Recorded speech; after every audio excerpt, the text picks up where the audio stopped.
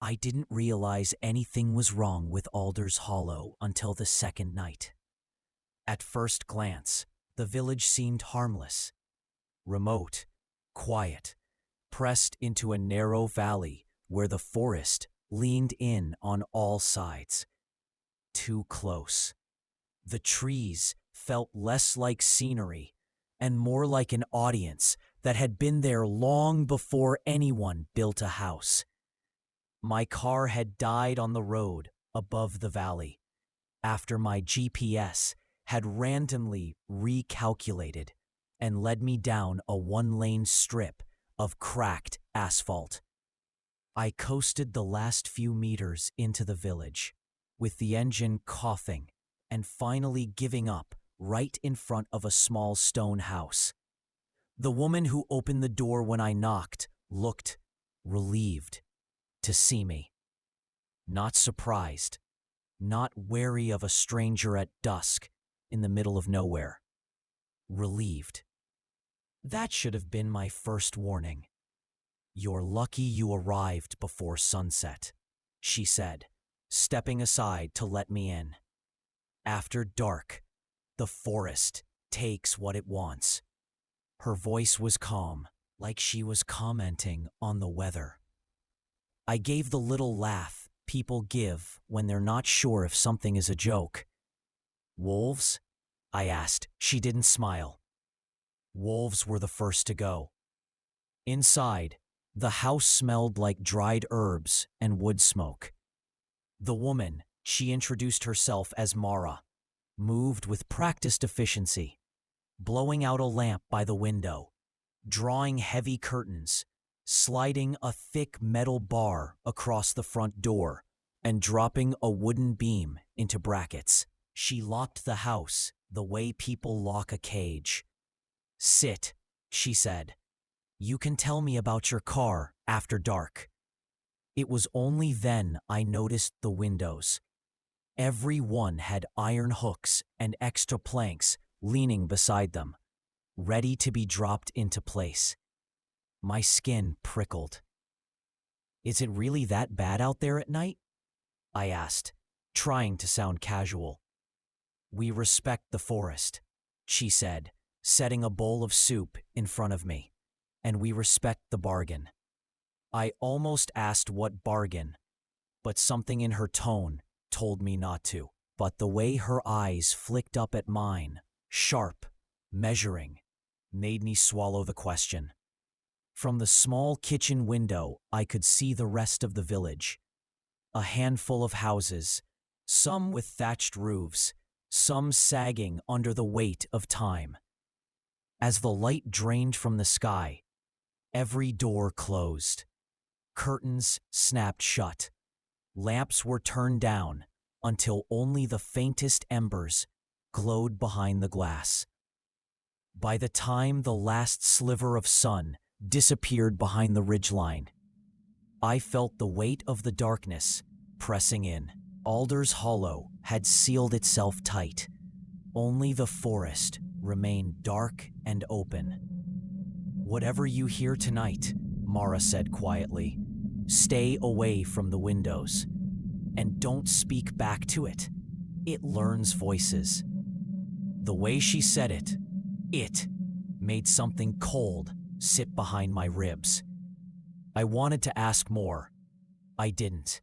I lay in the small back room she'd given me, fully dressed on top of the covers, staring at the ceiling. The house creaked, the old pipes clicked, and underneath those familiar noises was something else.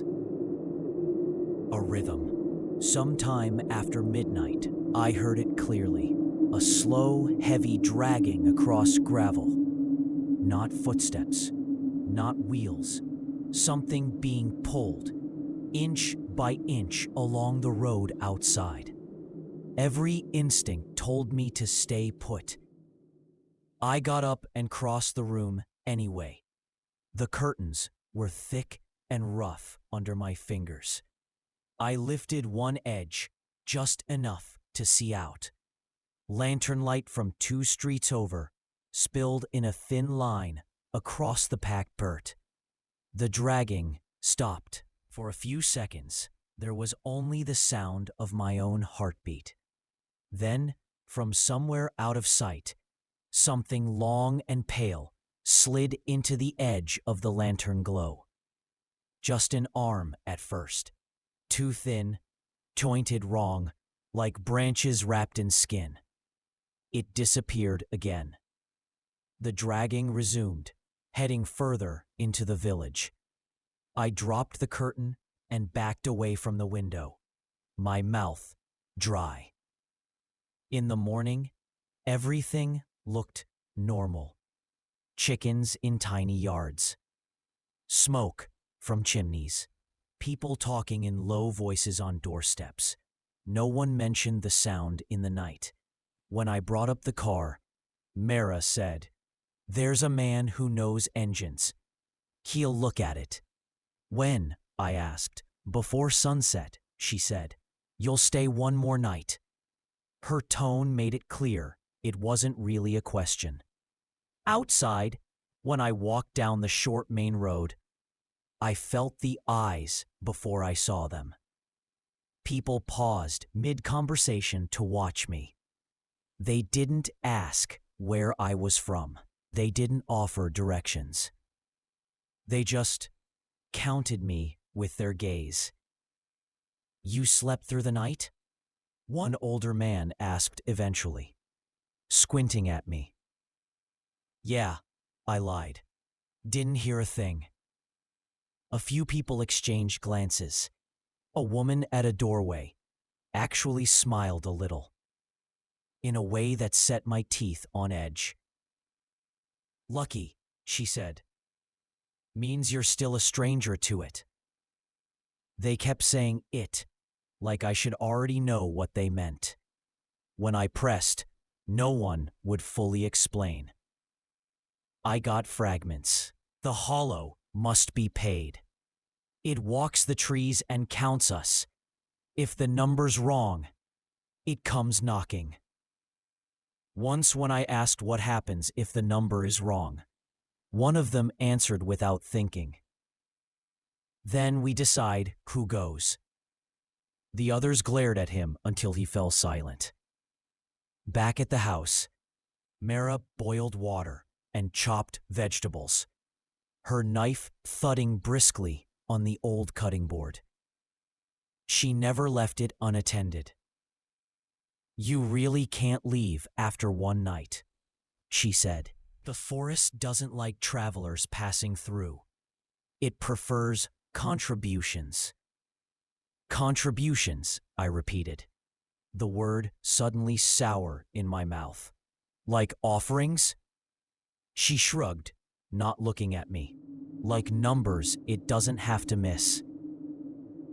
It clicked slowly, like a row of dusty light bulbs flickering on in my head. They were glad a stranger had rolled in at dusk with a car that just happened to die at the perfect spot. They were glad because for once, the wrong number wouldn't be one of them. I thought of the twisted metal I'd seen embedded in the road's shoulder on my way down. A mess of rusted pipes and scrap, half buried in mud, that looked suspiciously like it had been dragged there and left. Meant to ruin a tire. Meant to strand someone. My throat tightened. "Who fixed my car?" I asked. "No one," Mara said. "Too fast." Later, when she thought I wasn't listening, I heard her talking to someone at the door. "He came on his own," she said. "We did nothing. That matters." "He arrived before sunset?" a man whispered back. "Yes. Then he's fair. The hollow won't refuse him." They lowered their voices after that. I heard just enough to understand. They didn't intend to help me leave. They intended to help something else take me. Dusk came faster that second day. The sky seemed to fold itself down over the valley. Doors shut earlier. Bolts slid into place with heavier finality. In my small room, I heard Mara lock the door from the outside. This time, she paused a moment. "This is for your own good," she said through the wood. "It's easier if you don't run. It follows running." "Easier for who?" I asked. She didn't answer. Her footsteps moved away, joining others. Low voices filled the house, and then the yard behind it. A gathering. I found the loose floorboard by accident, my heel catching on a slight rise near the bed. Underneath was a narrow gap, and inside it, a rusted length of metal, maybe part of an old bed frame. I pried it loose, fingers stinging. It felt small and pathetic against whatever was outside, but it was something. The dragging began again as the last light bled from the sky. Closer this time. The sound scraped along the side of the house, up against the stones, around toward the front. Something heavy brushed the wall, slow and deliberate. Voices murmured outside my door. I could hear Mara among them. "He's in there?" someone asked. "Yes." "Good, it will smell him." The front door shuddered violently. Wood groaned. Someone screamed, cut off mid-sound. A second later, something thumped against the hallway wall. So hard, dust trickled from the ceiling. Whatever was out there was inside the house now. The voices that had been in the hallway vanished. Either they'd fled or they'd been taken. I didn't know which. Then my door handle turned. At first it was gentle, like someone politely testing it. When it didn't give, the pressure grew. "Open it," a voice said quietly. "Let me see you properly." It sounded almost human. Almost. Too smooth, like a voice copied from memory, but missing the imperfections. I pressed my weight against the door and wedged the metal bar under the latch. On the other side, wood creaked. Something dragged its fingers down the length of the door. Slow and almost curious. "You came here on your own," the not quite voice said. "Curious, that's important. It likes the ones who walk willingly." The door shook under a sudden impact that almost threw me backward. My improvised brace bent, screaming against the wood. The top panel splintered with a loud crack, and a long, bark-like hand forced its way through the gap, groping blindly, searching. I stumbled back, heart crashing in my chest as the hand clawed at the inside of the door. Nails, if that's what they were, scraping furrows into the wood. Before it could find the lock, other footsteps pounded down the hall. Real human feet, many of them. The chant they carried with them was low and urgent. "Not yet, not yet, not this one, not yet." The hand froze. The villagers didn't try to fight it. They didn't force it away. They spoke to it like someone coaxing a dangerous animal off a leash. "He's promised," Mara's voice said, shaking. "He's for the hollow at the edge. Let us take him. Let us do it right." For a horrible moment, everything was silent. Then the hand withdrew. The thing on the other side of the door made a sound like a long, slow breath being sucked through wet leaves. The dragging started again, moving toward the back of the house. My relief died the second the bolt on my door slid open. Hands grabbed me before I could move. Real hands this time, calloused, shaking, too strong to fight. I was pulled into the hallway, past the shattered front door, where a slick smear of something dark stained the threshold. A woman's shawl lay abandoned nearby. I remembered the scream I'd heard. They hadn't given me to the forest thing yet. They'd given it someone else as a down payment. "Please," I gasped, kicking, twisting. "You can't just—" "We can," Mara said tightly. "We must." They dragged me out the back and across the yard toward the tree line. The forest loomed ahead, a wall of trunks and shadow that seemed to lean closer with every step.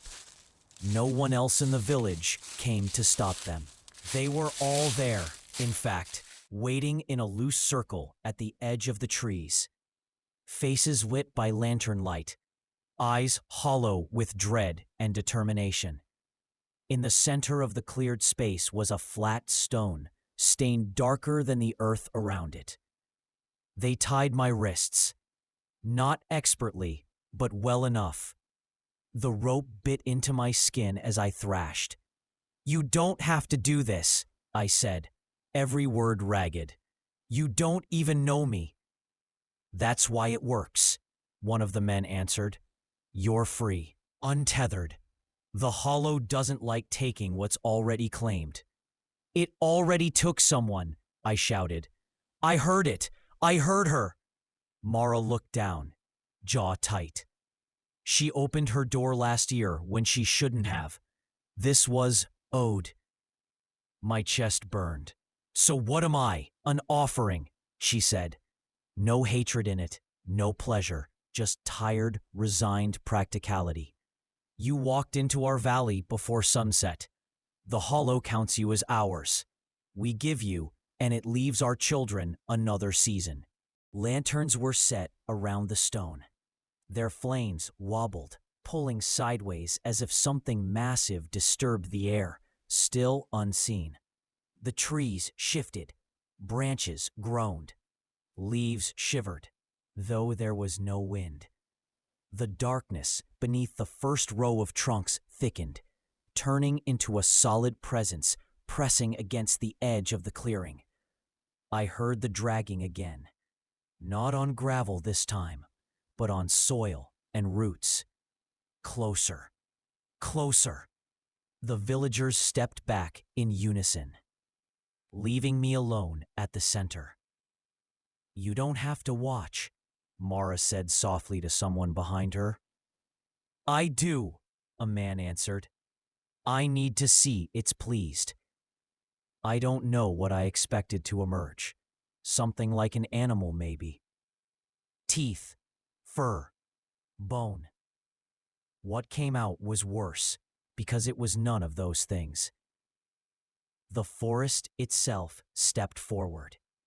It was as if the roots and bark and shadows had decided to gather themselves into a shape roughly the size of a person, but far too long and tall. Its limbs were made of knotted wood and something that looked disturbingly like pale, stretched skin. Its head was a blank oval of darkness in which faint shapes shifted, like faces trying and failing to surface.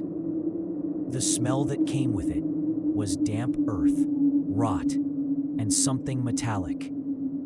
It stopped a few feet from me and bent slightly, as if examining something curious left on a doorstep. The lanterns around the stone guttered, their flames shrinking, almost owing out. "Please," I whispered, because there was nothing else left to say. "Please don't." The thing leaned closer.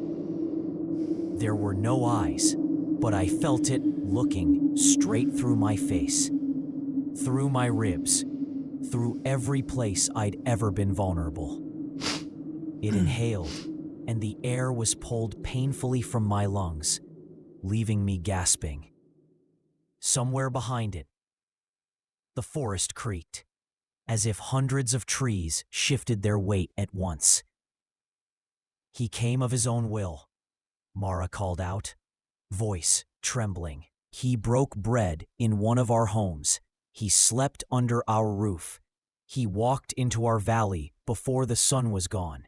The last thing I remember clearly is the sensation of something cold and rough sliding over my chest like bark closing over a wound. Then, nothing. When I opened my eyes again, there was only dark. Not the absence of light, but the feeling of being under something vast and heavy. For a long time, I thought I was underground.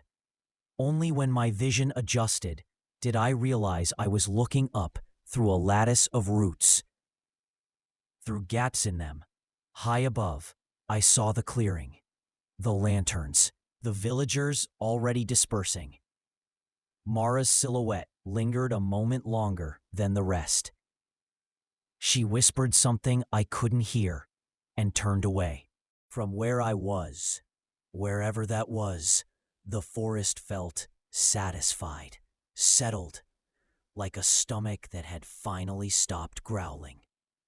Somewhere, far off, another car engine is probably failing on a lonely road. Somewhere, someone is turning down a shortcut their GPS has recommended. Somewhere, Alder's Hollow is waiting for the next dusk, the next stranger, the next number to add to whatever list the forest keeps. Mara had thanked me at the end. "Thank you," she'd said. "You saved us another season. I used to think sacrifices were offered by people who didn't know better. Now I understand they're often made by people who know exactly what's out there in the dark and are willing to give it anything, as long as it isn't one of their own."